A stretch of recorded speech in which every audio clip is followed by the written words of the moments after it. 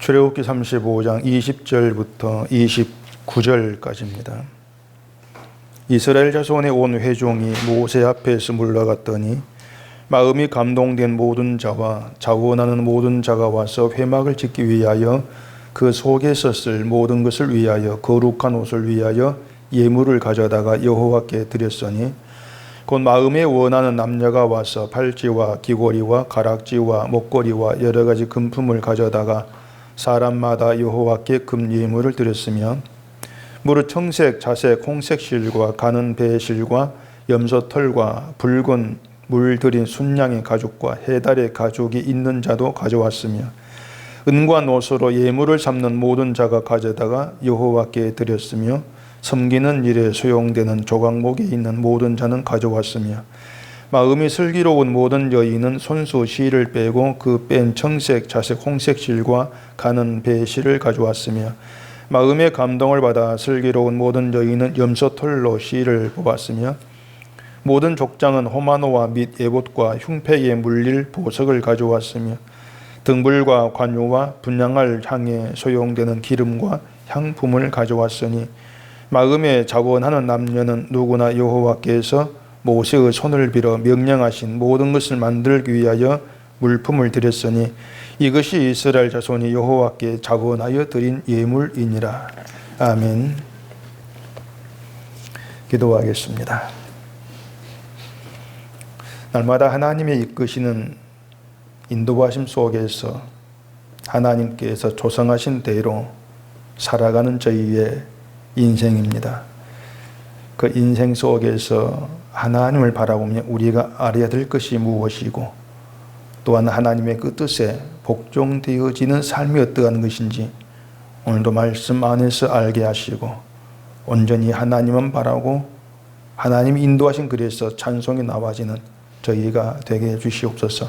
예수님 이름으로 기도합니다. 아멘. 이 35장에서 모세가 백성들에게 이제 안식일을 지킬 것을 말을 했습니다. 그리고 다시 여호와께서 이제 명령하신 또 다른 일을 얘기를 하고 있는데 여호와께서 명령하신 것이 뭐였냐면은 이스라엘 백성들이 가지고 있는 소유 중에서 여호와께 드릴 것을 이제 택하여 마음에 원한 자는 누구든지 그걸 가져다가 여호와께 드리라. 그 명령입니다.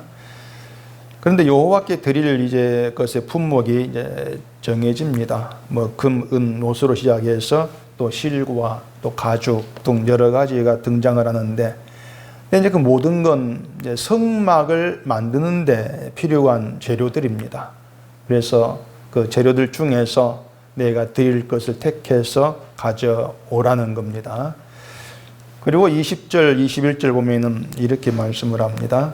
이스라엘 자손의 온 회중이 모세 앞에서 물러갔더니 마음이 감동된 모든 자와 자원하는 모든 자가 와서 회막을 짓기 위하여 그 속에서 쓸 모든 것을 위하여 거룩한 옷을 위하여 예물을 가져다가 여호와께 드렸으니, 이렇게 시작이 되죠. 아무나 그냥 뭐 재료 쓸 것을 가져왔다고 한 것이 아니고 이제 마음에 감동된 자와 자원하는 모든 자가 회막에 쓸 것을 이제 회막을 지을 때 필요한 것을 가져왔다는 겁니다. 가져와서 여호와께 드렸다는 것인데, 우리가 지금 보고 있는 오전 예배 때 그 연보에 대해 내용에서도 자원하여 이런 말이 있지 않습니까? 이처럼 여호와께 자원하여 이제 드리라는 이런 내용들을 우리가 보게 되면 우리 나름대로의 어떤 믿음의 그 모습이랄까, 믿음의 세계를 상상을 또 하게 될 수밖에 없습니다. 이걸 오전에도 안경이 끼어 있다 이렇게 이제 말씀을 드렸었는데, 우리가 이제 이런 내용들을 보면서 자꾸 이제 상상하고 우리가 그려내는 믿음의 세계가 뭔가 하면은 여호와께 바치는 게 참된 믿음의 이제 어떤 실천 모습이라고 하는 거죠. 그리고 바치되 그냥 바치는 것이 아니고 어떻게 바치는가에 따라서 믿음이 더 믿음답게 된다는 생각도 이제 하게 되는 것입니다. 그렇게 믿음이 더 믿음답게 될 때에 이제 복도 그에 따라서 더 좋은 복으로 뭐 주어진다는 이런 계산을 이제 막 굴리는 것이죠. 그러니까 여호와께 바쳐야 되는데 그냥 바치면 안 되고, 오늘 이 본문에서 얘기하고 있는 것처럼 마음에 감동을 받아야 되고, 또 자원해서 바치는 걸 하나님이 기뻐하시고 받으신다. 그렇게 하나님이 기뻐하심 가운데 받으시는 것으로 인해서 복이 돌아온다. 이렇게 얘기를 하고 있는데, 이런 것들이 하나님께 바친다는 걸 이제 우리 멋대로 상상을 해내는 겁니다. 이게 바른 믿음의 세계고, 이게 바르게 바치는 것이고, 우리 멋대로 이제 만들어 내는 것이죠. 그러다 보니까 하나님께 바치는 것들이 믿음을 보여준 증거물로 어느새 자리하게 되는 것이고, 또 바치는 게 믿음의 증거물 되다 보니까 바치는 걸 또 나누는 것입니다. 많이 바치는 자, 적게 바치는 자, 이렇게 나눠지면서 마치 하나님이 바치는 것들을 보고 복을 주거나 또 누구에게 화를 내는 것처럼 그렇게 그려지게 되는 것이죠. 특히 여호와께 드릴 것을 가져오라고 명령한 이유가 회막을 짓기 위해서다. 이걸 빌미로 해가지고 또 이제 예배당 건축을 끄집어냅니다. 예배당 건축이 또 하나님 명령이고 뜻이다. 이렇게도 얘기를 하죠. 그렇게 예배당 건축이 뭐 하나님 명령이라 이렇게 말할 정도면은 예배당 그냥 예배당 하지 않습니다. 성전이라고 또 얘기를 하죠. 그래, 성전을 건축하는 게 하나님의 뜻이고 명령이기 때문에 이 성전 건축에 필요한 그 예물을 마음에 감동된 사람이 자원해서 바쳐내는 거, 이게 참된 믿음, 이렇게들 얘기를 이제 하죠. 이렇게 얘기하면 또 교인들 곤란해집니다. 왜냐하면은 마치 그 말을 듣고도 흥금을 하지 않는 마음에 감동이 되지 않는 것처럼 이렇게 또 보여질 것을 염려하는 것이죠. 마음에 감동이 없다는 건 성령이 함께하지 않는 것, 또 이렇게들 해석하기 때문에 결국에 나는 성령이 함께하고 성령으로 인해 마음이 감동되었다는 것을 표현하려고 또 돈을 바치는 그런 경우도 뭐 부지기수로 있다는 얘기예요. 결국 그렇게 얘기하는 목적들, 또 바치는 목적들은 결국 나죠. 내가 바치는 걸 통해서 하나님 마음에 들어보겠다는 여러 가지 시도들인데, 이제 그런 것들이 모두가 다 가짜라고 하는 것들은 여러분이 충분히 좀 아시리라고 제가 생각합니다. 이런 건 다 가짜들이다. 이건 성경도 아니고 하나님도 아니고 바치는 것도 아니다. 어떤 인간 종교성이 나온 것들 뿐이야. 뭐 이 정도는 이제 여러분도 아실 거예요. 자, 그럼 우리가 이제 하나 생각해 보십시다. 성막을 짓습니다. 성막을 지으라고 명령하시고, 그 성막을 짓는데 필요한 재료가 있죠. 재료가 있는데 그 재료를 백성들에게 자원해서 가져오라고 하신 이유가 뭘까 하는 거예요. 왜 백성들에게 자원해서 그 재료를 가져오라고 하셨을까? 이스라엘에게 이제 성막이 중요하니까 성막 있게 하시고, 또 그 성막을 통해서 하나님께 제사하게 하시려는 이러한 뜻이라면은 다른 방법으로도 이 성막을 있게 하실 수가 있는 겁니다. 가장 어떤 감동적이라고 할 수 있는 것은 하나님께서 천사를 보내가지고 성막을 지어주는 거예요. 이스라엘 안에. 아마 그것만큼 감동적인 일 없을 것입니다. 하나님이 천사를 하늘에서 보내가지고 뭐 천사들로 하여금 금, 은, 동, 논, 뭐 실, 뭐 가죽들 다 짊어져 가게 하셔가지고 천사의 손수 망치라고 뭐 해가지고 성막을 지어준다. 굉장히 멋있는 그런 성경이지 않겠습니까? 아마 백성 그걸 보면서 막 감동을 받아 먹을 거예요. 안 그러겠어요? 하나님이 천사를 보내가지고 애굽의 장자를 다 죽이시는 일도 하는데 그 성전 하나 못 지어주겠습니까? 자, 그러면은 그런 방식으로 성막을 지어가지고 주셨다고 해보십시다. 어떤 결과가 예상될까요? 그 성전 바라보는 이스라엘에게 어떤 결과가 있었겠습니까? 아주 뻔한 결과가 있습니다. 그 성막의 의미, 또 성막서 제사는 이유, 하나님 우리에게 성막을 주시는 그 목적, 뜻, 이런 것도 관심이 없는 거죠. 관심이 없고 천사가 지은 성막, 여기만 관심이 온통 집중될 뿐이에요. 하나님이 천사를 보내가지고 지어준 성막이다. 결국 그 성막이란 건물을 이제 섬겨버리는 것이죠. 거룩한 그 건물로. 그렇다고 해서 하나님이 성막을 섬기지 않게 하려고 그 성막을 손수 지으라고 하신 것도 사실 아닌 거예요. 인간이 자기 손으로 성막을 지었다면 또 나름대로 우리가 지은 성막이야, 저기 하나님이 계셔, 나름대로 거룩하게 여길 수밖에 없는 겁니다. 우리가 지은 것이야, 거기에 또 의미를 두게 되는 것이죠. 결국 인간은 천사가 지어줘도 안 되고 자기 손 지어도 안 되는 거예요. 어떤 경우에도 자기 공로를 절고 높이고 눈에 보이는 걸 높이는 길로 갈 수밖에 없는 것이 인간이란 얘기입니다. 자, 그러면 인간은 이래도 안 되고 저래도 안 되니까 아예 성막이라는 것을 만들지 말라고 하면 어떨까? 그 성 만들어 봐야 성막을 중시할 건데 그런 성막을 아예 없애버리면 안 되겠습니까?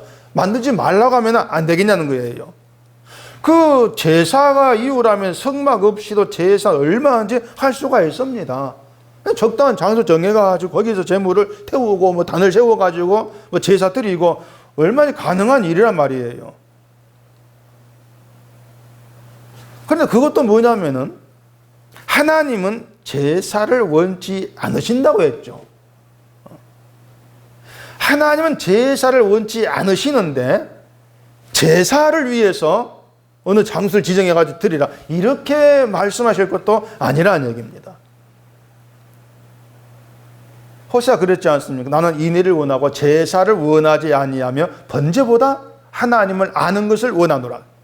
하나님은 제사도 원하지 않고 번제, 제물 바치고 뭐 하는 것도 원하지 않습니다. 하나님이 원하시는 것은 하나님을 아는 거란 얘기예요. 날 아는 걸 원한다. 자, 그런 여기에서 또 이제 생각할 수 있죠. 제사도 원치 아니한다. 번제도 원치 아니한다. 하나님을 아는 걸 원한다. 그러면 성막이 필요 없지 않습니까? 이렇게도 얘기할 수가 있는 거죠. 성막에서 제사하니까. 근데 하나님 제사를 원치 않으신다면은 제사도 하지 마라. 성막 짓지 마라. 그러면 날 알아라. 이러면 될 건데 왜 꼭 굳이 성막이 필요로 하냐 그 말입니다. 근데 이런 모든 경우는요, 이 성막이란 용도가 오로지 하나님께 제사하기 위한 것으로만 됐을 때, 그럴 때 그런 의문이 이제 가능한 겁니다. 성막의 용도가 제사를 위한 것이 전부라면은 하나님은 제사를 원치 않으시는데 그러면 성막이 필요 없지 않습니까? 이런 의문이 가능한 거예요. 근데 이 성막이라고 하는 건 제사의 용도가 아닌 겁니다. 제사를 위한 목적이 아니라는 거예요. 그 성막이라는 거, 또 성막의 제사라는 거, 성막 인간이 나오게 되어지는 거, 성막의 제물을 바치면서 피를 뿌리지는 거, 이런 모든 것들 하나하나를 통해서 하나님이 하고자 하시는 일이 따로 있다는 겁니다. 제사도 거기에 쓰여지는 이유고 성막도 그 이유로 하나님이 지으라고 하신다고 하는 얘기죠. 이스라엘이 예물을 가져와서 성막을 만들게 되면은 그때부터 이스라엘은 성막을 가진 이스라엘이 되지 않습니까? 성막을 만들기 전에는 성막이 없는 이스라엘이에요. 근데 성막을 만든 후부터는 성막이 있는 이스라엘이 된단 말입니다. 자, 그러면은 성막이 있는 이스라엘하고 성막이 없는 이스라엘하고 어떻게 다를까? 그 다른 점이 뭘까? 이것도 생각해 볼 수 있는 내용이죠. 그래, 우리가 성경 그냥 보면 참 쉬운데 뭔가 하나하나 의문점, 물음표를 가지고 보게 되면 정말 어렵습니다. 왜 이렇게 하실까? 성막을 왜 짓게 하시지? 왜 제물을, 필요한 예물을 가져오라고 하시지? 성막이 있는 것과 없는 것 어떻게 다르지? 근데 그런 답들을 하나 찾아가면서 하나님이 이런 이유로 이렇게 일하시는 것이구나. 이게 우리가 살아 현실이고 믿음이구나. 이걸 낱낱이 알게 되는 거예요. 근데 그런 물음들이 없으면 그냥 넘어가면서 하나님 만들라고 했는데 만들지? 결국 그런 결과밖에 남을 것이 없다고 하는 얘기죠. 그게 성경을 참 성의 없게 잘못 보는 결과가 된다고 하는 것입니다. 자, 성막이 없을 때는요, 성막이 없이 자기들 마음대로 하나님을 생각하고 섬겼다고 보면 되는 것입니다. 자기들 마음대로 섬기면 되는 거예요. 성막이 없으니까. 성막을 통해서 하나님이 자기를 나타내십니다. 성막을 통해서 하나님 되심을 드러내고 알게 하신다는 얘기죠.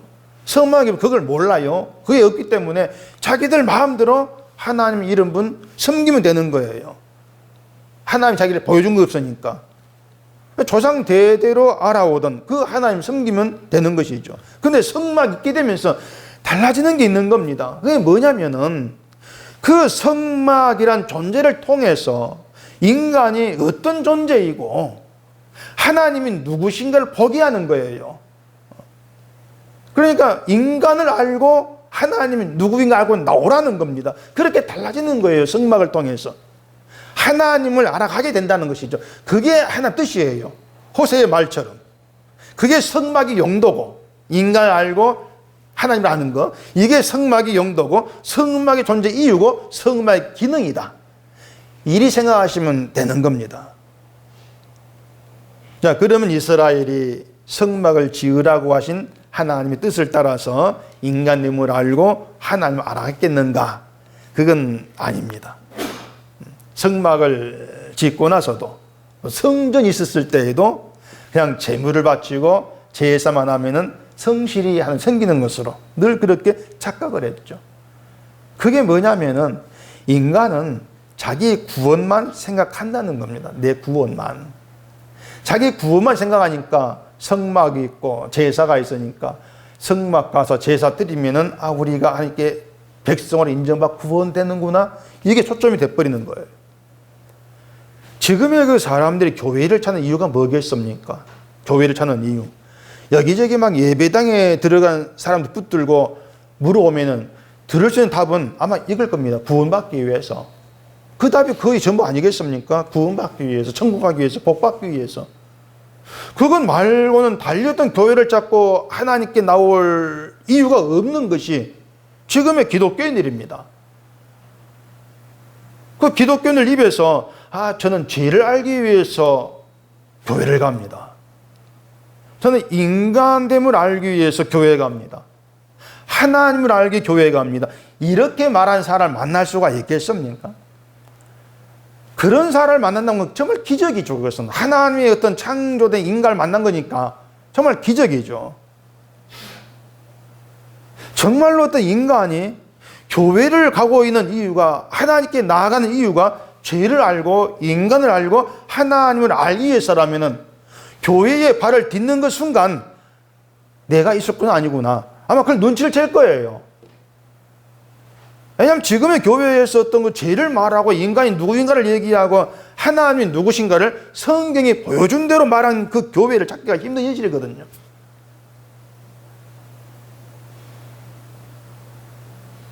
자, 성막을 만들게 하신 이유를 제가 말씀드렸는데, 그러면 하나님이 이 세상에 십자가가 있게 하신 이유가 뭐겠습니까? 이거 어떻게 우리 해석해야 될까요? 십자가 있게 하신 이유.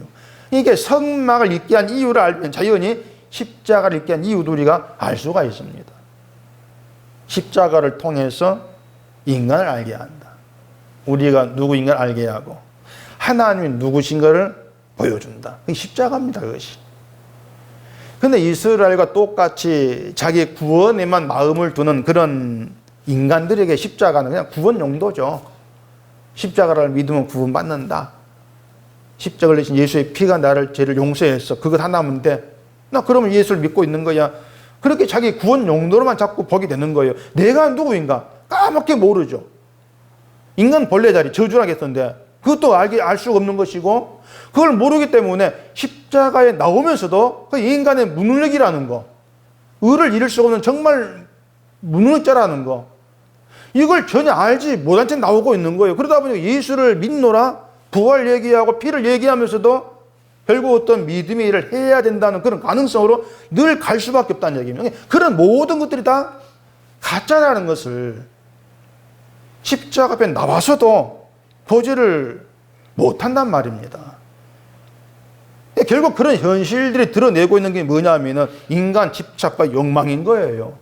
구약에는 성막을 통해서, 신약에는 십자가를 통해서 드러내죠. 인간은 자기 구원을 위한 집착과 욕망에 묻혀 있는 존재밖에 안 된다.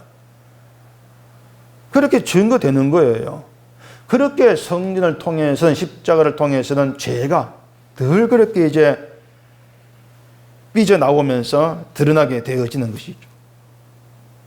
그런데 이제 그런 성막, 회막을 짓기 위해서 필요한 것을 마음에 감동된 자와 자원한 자들이 가져왔다. 이렇게 얘기를 합니다. 우리가 마음에 감동되었다 이런 말을 참 많이 듣는데, 마음에 감동이 되었다고 하는 것이 모세 말을 듣고 회막을 짓는데 필요한 걸 내가 바쳐야 되겠구나, 어떤 그런 마음이 든 걸 가지고 마음에 감동이 되었다 이렇게 봐야 되겠습니까? 되게 마음에 감동되었다는 것을 그렇게들 봐야 됩니다. 설교 들으면서 내가 해야 되겠네, 마음이 움직이는 것, 그렇게 마음에 어떤 되어지는 것을 마음에 감동이 되었어, 그렇게들 이제 해석을 합니다. 자, 그러면요, 설교를 들을 때에는 마음에 감동이 돼가지고, 야, 내가 얼마를 내가 헌금해야지 마음 먹었어요. 설교 다 끝나고 나니까 후회가 되네. 아, 내가 이건 너무 심하게 내가 마음 먹어 작정했구나, 좀 줄여야 되겠다 이렇게 했다면은, 그럼 그건 마음에 감동이 되었다가 감동된 게 사라졌다고 해야 되겠습니까? 그렇게 봐야 되는 것이에요.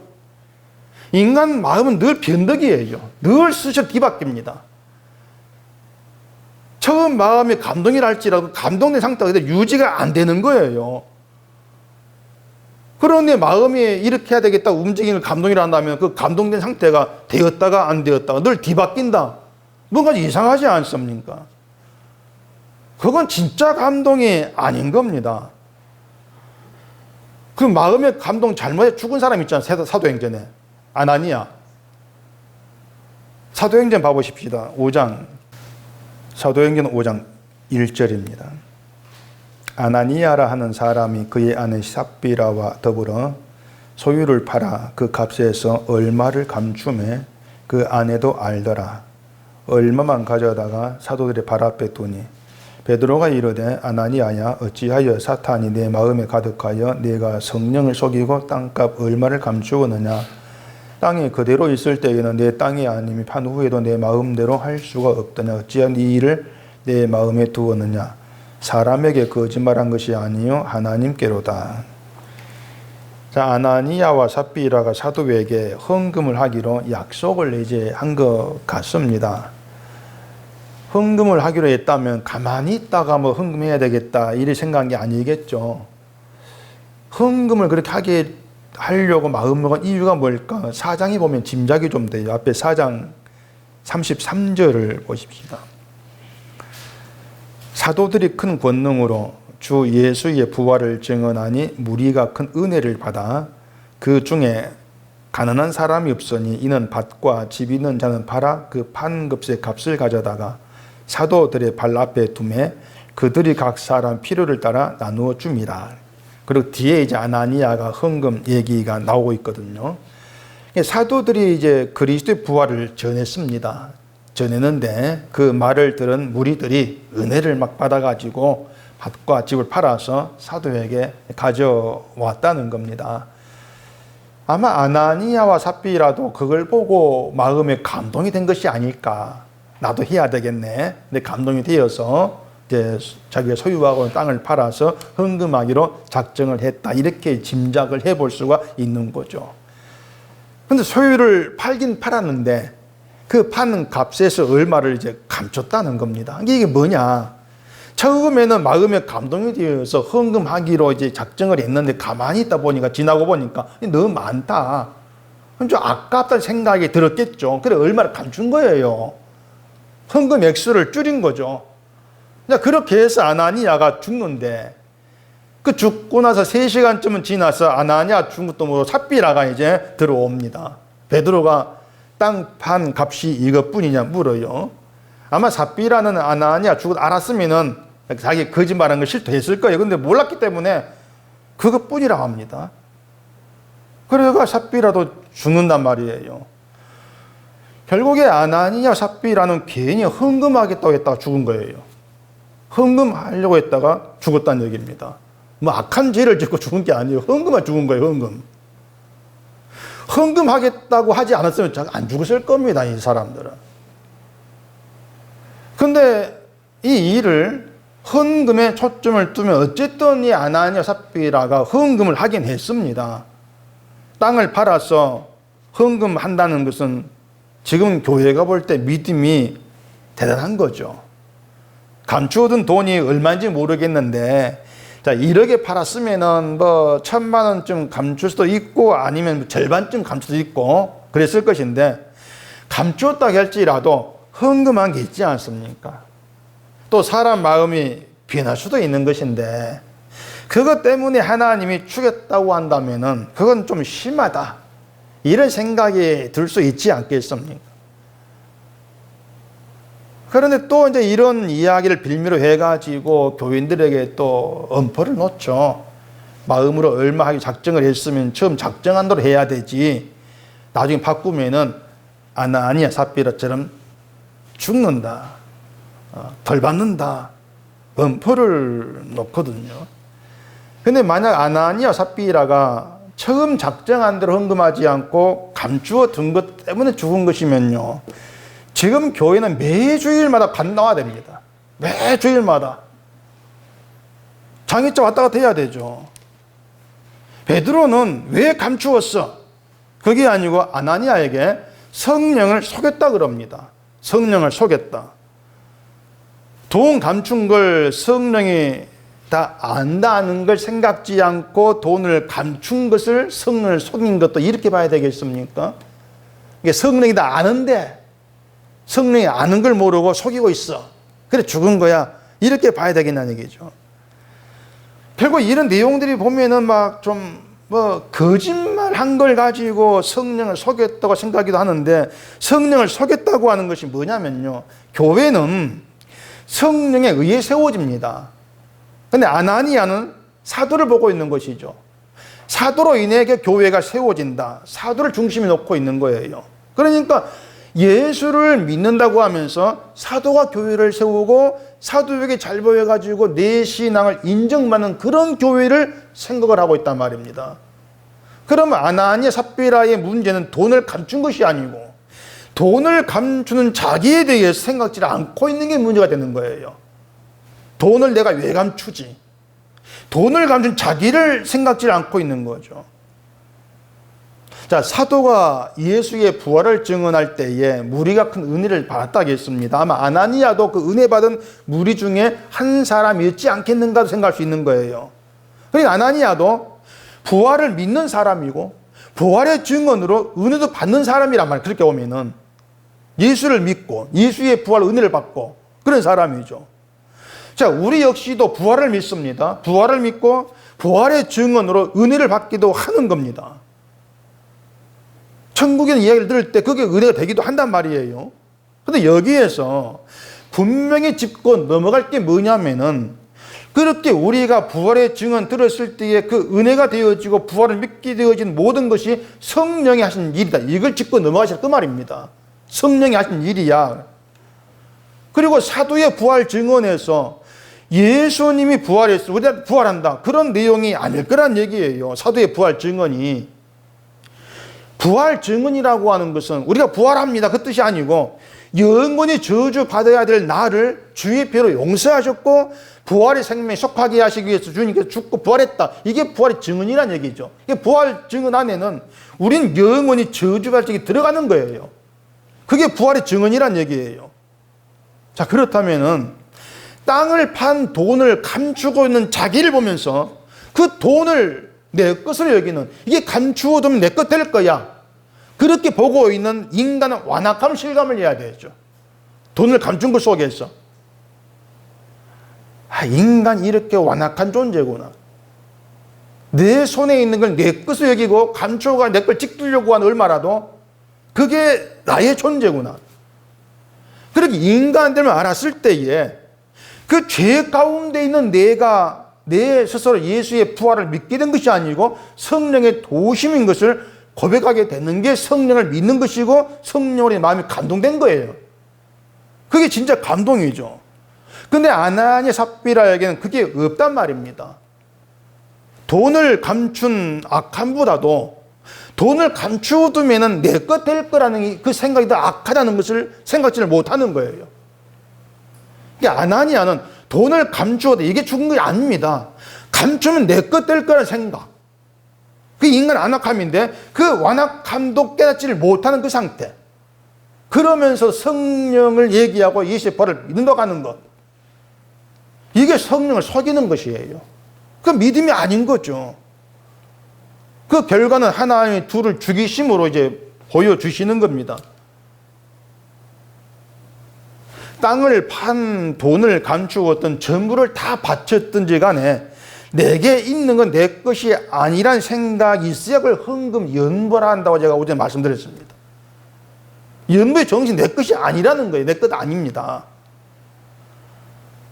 그러니까 내 것에서 얼마를 바칩니다. 그 생각은 결국은 이 아나니아가 얼마 감춘 것과 똑같은 거예요. 하나 이거 바쳤습니다. 그걸로 끝났죠. 나머지 내 것이란 얘기죠. 그러니까 마음이 감동이 되고 자원에 바치는 게 그걸 의미하는 거예요. 마음이 감동이 된다. 자원에 바친다. 내 것이 아닙니다. 모든 것이 주의 것이 되고 주께로 돌아가야 될 주의 것입니다. 그걸 당연히 여기는 자의 헌금이 마음의 감동과 자원에 드리는 것이다. 그렇게 설명이 되어지는 거죠. 마음의 감동이 되어 드린다는 것은 내 마음으로 드리는 것이 아닙니다. 그 뜻이에요. 자, 성전 짓는 일에 필요한 걸 내가 바쳐서 헌신하겠습니다. 내가 결심하고 내가 바치고 그런 게 아니란 얘기죠. 내가 바치겠습니다. 이게 마음의 감동이 아니라는 거예요. 내게 있는 모든 게 주로 말미암고 주로께로 돌아가야 될 당연한 것들입니다. 그게 마음의 감동이죠. 인간 마음이 아니거든요. 그것은요. 자기 의지와 자기 결심을 바치는 것에는 필히 내 자랑이 묻어 나오게 되어 있습니다. 오늘 본문에 보면 바치는 게 참 다양해요.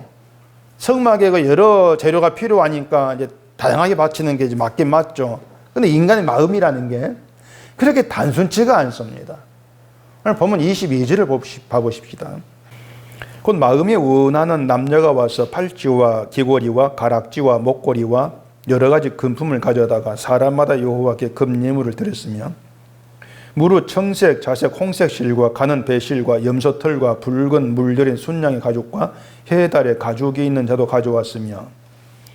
자, 여기 보면 금예물을 가져온 사람도 있고 청색, 자색, 홍색 실, 염소털 가죽도 가지고 온 사람이 있고 각기 이제 다른 걸 가져왔습니다.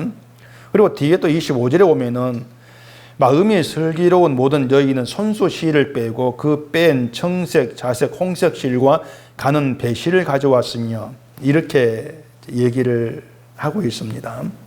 뭐냐면 이 여인들은 똑같이 청색, 자색, 홍색 실을 가져왔어요. 가져왔는데 이 사람들은 손수 실을 빼가지고 가져온단 말입니다. 또 뒤에 보면 염소털로 또 실을 뺀 여자가 또 나와요.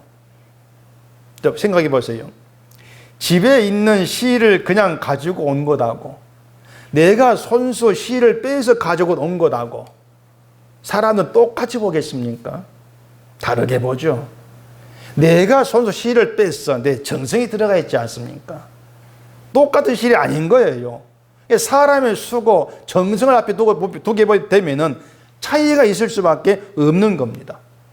그만큼 뭐냐면 이거 내 정성 이만큼 들어가서 너는 있는 거 그냥 가져왔지. 난 내가 뺀 거야. 내가 가져온 실에도 대단하다. 그래 자랑이 될 수가 있다는 얘기예요. 이제 그렇게 서로 각자 다르게 가져온 것도 들고 서로 본다고 합시다. 어떤 일이 벌어지겠습니까? 마음의 감동도 자원한 게 아니었을 때 어떤 일이 벌어지겠느냐? 서로 들고 온 가치를 따지는 겁니다. 난 금을 들고 왔어. 넌 실이네. 넌 은이네. 금이 더 낫잖아. 가치를 따질 수밖에 없는 거. 지금 그게 교회지 않습니까? 갖다 바치는 건 비교를 하는 거예요. 금이 더 비싸냐, 가죽이 더 비싸냐, 그렇게 따지고 더 비싼 것을 가지고 온 것을 믿음이 더 있는 것으로 높임 받기려고 하고 인정하려고 하고 또 인정받으려고 하고 그런 사태가 발생할 수밖에 없다는 거예요. 그게 뭐냐면 뭘 가지고 온다 할지라도 자원에 바치는 게 아니다. 마음의 감동이 아니다. 그것은 가짜다. 그걸 성경이 얘기하고 있는 것이죠. 그래서 마음이 감동되고 자원에 바친다고 하는 것은 애당초부터 내 것이 아니라 주의 것이 주께 돌아갑니다. 그런 고백으로 그런 믿음으로 나오는 것이기 때문에 뭘 가지고 나왔는가 가치를 따질 필요가 없는 거예요. 내 것이 아니기 때문에 내게로 돌아올 영광도 없다 그 말입니다. 어차피 내게 아닌 것이고 하나님의 것을 성막을 지으란 말씀에 의해서 하나님께로 돌아가는 것 이렇게 본다면 각기 다르게 바치면서도 나는 손으로 실을 뽑고 집에서 가지고 온 그런 실이면서도 그게 차별의 자랑으로 나오지를 않게 되어지는 것입니다. 그게 마음의 감동이고 자원에 해당된다는 것이죠. 그런데 이스라엘이 바치는 것에서 또 우리가 생각할 게 뭐냐면 그들이 바치는 것들이 그 이스라엘 본래 그들 것이 아니었다는 얘기예요. 출애굽기 12장을 보십시다. 12장 35절입니다. 이스라엘 자손이 모세의 말대로 하여 애굽 사람에게 은금 패물과 의복을 구하매 여호와께서 애굽 사람들에게 이스라엘 백성에게 은혜를 입히게 하사 그들이 구하는 대로 주게 하심으로 그들이 애굽 사람 물품을 취하였더라. 이스라엘이 애굽에서 노예로 지냈는데 뭐 그들에게 무슨 금문, 노, 순양의 뭐 가족, 해달 가족 그런 것들이 있었겠습니까? 나올 때 전부 다 애굽 사람들에게 받아 가지고 나온 것들입니다. 그 바친 것들이. 그게 이스라엘이 자기들 힘으로 뺏은 것도 아니고 하나님이 애굽의 장자를 치신 덕분에 그냥 얻어 가지고 나온 거예요. 그래서 그들에게 있는 건 하나님 덕분에 그들이 주어진 것들이고 주인은 하나님이란 얘기죠. 이스라엘이 약속의 땅에 들어가고 그 땅을 차지한 것도 그들 힘이 아니고 하나님이 약속을 이루심으로 주어진 것들이죠. 때문에 약속의 땅에서 얻어진 소득도 이스라엘 자기들 힘으로 얻어진 그들 것이 아니라는 얘기입니다. 그걸 잊지 말라고 처음 건 하나님이 그러면서 바치라고 한 것이에요. 그래서 이스라엘은 처음 걸 바치면서 자기들이 수고해서 얻은 것으로 살지 아니한다. 이걸 늘상 기억을 해야 하는 것입니다. 땅에 주어져 있고 뭐가 주어졌다 할지라도 내 것이 아님을 늘 그들은 상기를 해야 되는 걸 잊어버리죠. 그걸 이쯤으로 인해서 발생한 것이 약한 자, 고아, 과부를 학대한 거예요. 내게 이렇게 많아, 너는 없어. 학대한 걸 그렇게 드러나게 되어진 것이죠. 그래서 이처럼 이 성막을 짓기 위해서 가져온 게 본래 이스라엘 것이 아니고 모든 게 주인이 하나님의 것인 걸 알란 취지로 그들에게 있는 것을 가져오게 하신 것입니다. 하나님의 것이다. 이스라엘이 애굽에서 나올 때 애굽 사람에게 은금 폐물을 달라고 한 것도 이스라엘 우리가 달라고 하자 그게 아닙니다. 하나님께서 이렇게 해라고 시킨 거예요. 말씀한 거예요. 출애굽기 11장에 나와요. 애굽 백성에게 은금 폐물을 구하게 하라고 그렇게 돼 있단 말입니다. 애굽 사람에게 은금 폐물을 구하게 해라. 그걸 받아가지고 나오라. 그 이유가 뭐겠습니까? 은금 폐물을 구하게 하시고 나중에 그것으로 성막을 지을 예물을 바치게 하죠. 그럼 필요한 예물을 미리 준비한 것이 그 말이에요. 그런 것들이 아니고 하나님이 있게 하신 것이 있음으로 해서 내가 만들어낸 내 것을 사는 것이 아니고 하나님이 있게 하신 것으로 살아간다는 걸 알 수 있는 기회가 되게 하시는 것입니다. 하나님이 있게 하신 것은 우리가 살아간다. 이것이 하나님 우리에게 모든 걸 주시는 이유라고 생각하시면 되는 거예요. 우리가 이뻐서 주시는 게 아닙니다. 뭐 이쁜이 됐다고 뭘 받겠습니까? 주셔서 하나님이 있게 하신 것으로 산다. 이걸 잊지 말라는 거예요. 그걸 잊지 않은 정신으로 연보를 하라는 얘기입니다. 그게 자원이고 그게 마음의 감동이죠. 연보하면서 내가 번 내 것을 사는 게 아닙니다. 그게 살아있어야 진짜 연보라고 하는 거예요. 거기에는 내 연보를 안 봐요. 내가 얼마 했다? 거기에 의미를 안 둬요. 난 자원에 가져왔습니다. 그런 것도 내놓지 않는 거예요. 그냥 하는 거죠, 그냥. 안 해도 나는 하나님의 그 삽니다. 그 믿음 가운데 있다 연보하고 있는 것이고, 자원하는 자로. 그걸 배우게 하신다는 얘기입니다. 이게 성막을 짓게 하시며 나타나는 하나님의 뜻이고 이유다고 우리는 그렇게 볼 수가 있는 거죠. 하나님이 있게 하신 것으로 산다. 그 믿음을 위해서. 그런 믿음의 백성으로 만들어내기 위해서. 이런 믿음으로 마음에 감동이 되고 자원한 연보가 있게 되어지는 거죠. 그래 그 연보도 우리가 하는 게 아니에요. 자원한 연보도. 마음의 감동은 성령께서 하신 일이기 때문에 성령으로 그런 연보가 가능해진다는 것이죠. 그러면 뭘 한다 할지라도 내가 했단 말이 도무지 나올 수가 없는 거예요. 어떤 것도 어떤 행위를 가지고도 나를 자랑할 거리가 없게 되어지는 거. 그게 성막에 나왔을 때 알게 되는 것이고 십자가에 나왔을 때 알게 되어지는 거예요. 근데 성막이 없고 십자가가 없으면은 그게 다 사라져버리죠. 그러면 내 공로만 드러내면서 난 이만큼 잘합니다. 난 구원받을 만하지 않습니까? 그런 인간성만 계속 터져나올 수밖에 없는 거예요. 그런 가짜들만.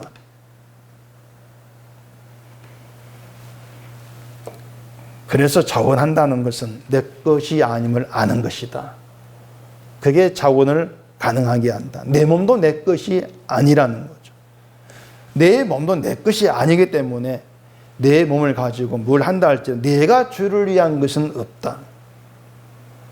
내 공로가 돼야 될 것도 없는 거. 이게 우리의 믿음의 현실입니다. 우리는 그 믿음 가운데 지금 불륜받아 나와 있는 거예요. 사람이 내 것으로 산다고 생각하는 게 탕자로 사는 겁니다. 누가복음의 탕자. 그 탕자가 아버지한테 자기 몫을 달라고 했지 않습니까? 아버지에게 자기 게 어디 있습니까? 내 것이라는 게 다 아버지 것이지. 없는데 아들은 내 것이 있다고 생각을 한 거예요. 그렇게 자기 것을 들고 나가서 사는 게 허랑방탕입니다. 막 돈을 마음대로 쓰고 막 그런 게 허랑방탕 아니고 내 것 들고 나가서 내 것으로 사는 게 허랑방탕하게 사는 겁니다. 착하게 살아 허랑방탕이에요. 그런 탕자가 아버지의 아들이 아니라 품꾼의 하나로 봐달라. 이런 이제 처지에 도달하게 됩니다. 품꾼으로 봐달라는 것은 아버지께 뭔가 받을 자격이 없는 자라는 것이죠. 그렇게 자기를 아는 거예요. 난 아버지께 뭔가 받을 자격이 없습니다. 그런 아들에게 아버지가 가락지를 끼우고 좋은 옷을 입히고 잔치를 벌인다는 얘기죠. 아버지께 받을 자격이 없음을 알게 되었을 때 그렇게 자기 가락지를 끼우고 잔치를 베푸는 아버지의 사랑에 안기는 거예요. 아무에게나 아버지의 사랑에 안길 수 있는 게 아닙니다.